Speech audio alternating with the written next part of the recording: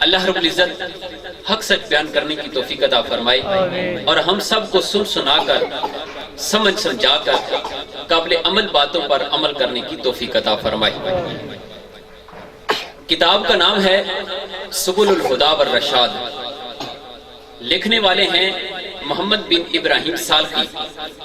فرماتے ہیں کہ ایک دن میں نے اپنے پیر و مرشد کی بارگاہ میں عرض کی کہ اے میرے پیر و مرشد، آپ مجھے اپنی زندگی کا کوئی عجیب واقعہ سنائیں، جو آپ کی نظر میں سب سے بڑا واقعہ ہو وہ واقعہ مجھے سنائیے۔ تو محمد بن ابراہیم سالخی فرماتے ہیں کہ میرے پیر و مرشد نے کہا کہ اے محمد بن ابراہیم سالخی، تو نے بہت بڑا سوال کیا ہے کہ میں اپنی زندگی کا سب سے عجیب اور بڑا واقعہ تجھے سناؤں، تو سن کہ ایک رات جب میری ظاہری آنکھ بند ہوئی تو میری دل کی آنکھ کھل گئی اور مجھے کملی والے آقا کا دیدار نصیب ہو گیا۔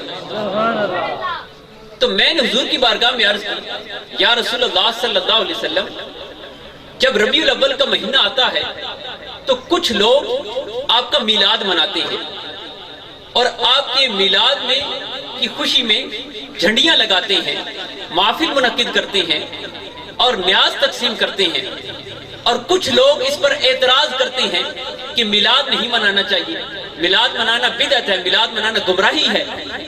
تو یا رسول اللہ، آپ اس کے بارے میں کیا فرماتے ہیں؟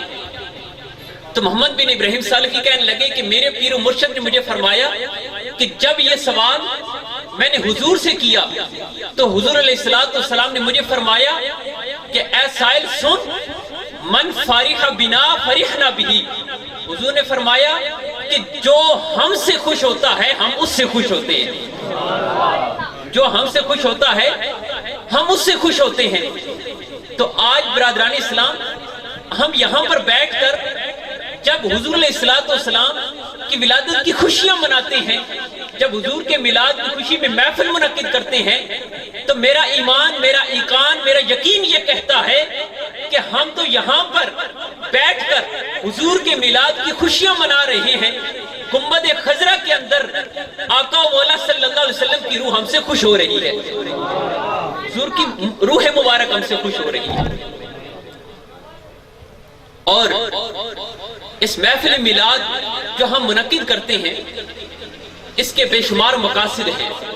اب اتنا کہ سب پر تفصیل سے گفتگو ہو سکے، صرف اتنا ذہن میں رکھ لیجئے کہ ان میں جملہ مقاصد میں سے دو جو ہے وہ سب سے عظیم اور بڑے مقصد ہیں۔ ایک یہ ہے کہ ہم محفل میلاد منعقد کر کے لوگوں کو حضور علیہ السلام کی محبت کی جام پلاتے ہیں، تاکہ لوگوں کے دلوں کے اندر حضور علیہ السلام کی محبت اور عشق کی شمع روشن ہو جائے۔ اور حضور علیہ السلام کی محبت کتنی عظیم دولت ہے۔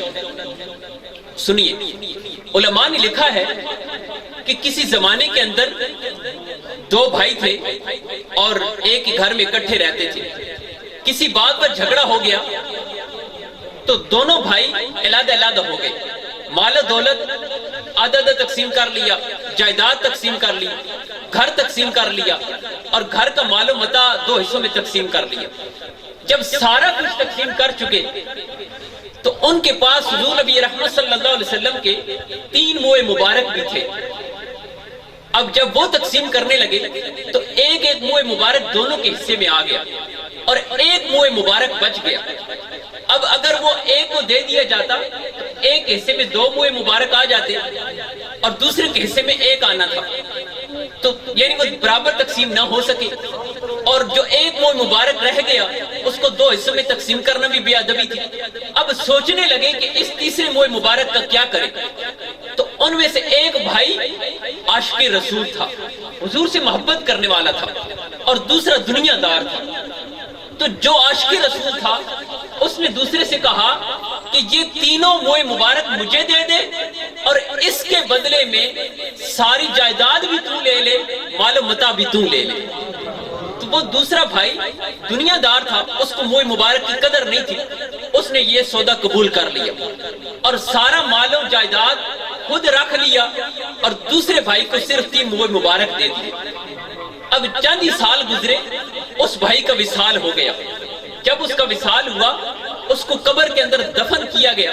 رات ہوئی، ان کے پڑوس میں ایک بزرگ رہتے تھے۔ ان بزرگوں کو خواب کے اندر حضور علیہ السلام کی زیارت نصیب ہوئی، اور حضور علیہ السلام نے فرمایا، اے بزرگوں، تمہارے پڑوس کے اندر ایک نوجوان کا آج وصال ہوا ہے، جس کو دفن کر دیا گیا ہے۔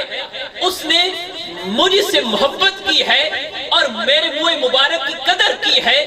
جب تم صبح اٹھو گے تو اپنے گاؤں کے لوگوں کو بتا دینا کہ اگر کسی کو کوئی حاجت ہو تو وہ اس نوجوان کی قبر پر چلا جائے، اس کے وسیلے سے دعا کرے گا تو میں اس کی حاجت پوری کر دوں گا، میں اس کی حاجت پوری کر دوں گا۔ تو یہ ہے محبت رسول کا صلہ۔